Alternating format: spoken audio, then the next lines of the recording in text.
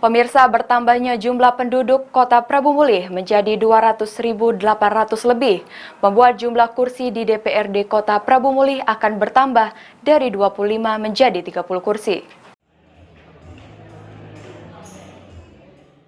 Jumlah kursi DPRD Prabu Mulih yang kini diisi 25 orang dari hasil pemilu legislatif tahun 2019 berpotensi bertambah menjadi 30 kursi.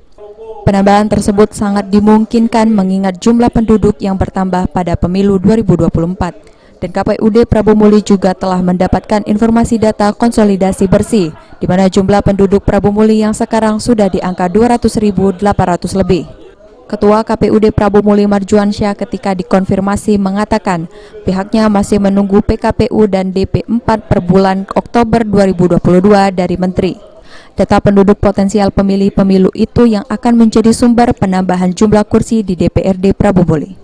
Tadi DPR juga menyampaikan tentang ada informasi DKB, data konsolidasi bersih jumlah penduduk Prabu Mulih gitu ya, yang sekarang sudah di angka 200.800 sekian begitu. Artinya kan kalau memang jumlah penduduk itu fix di angka 200.000 lebih, berarti kan kemungkinan besar jumlah kursi DPR di Kota Prabu Mulih akan bertambah.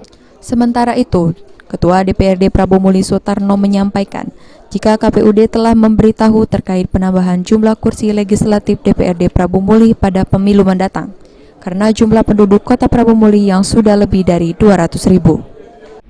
Per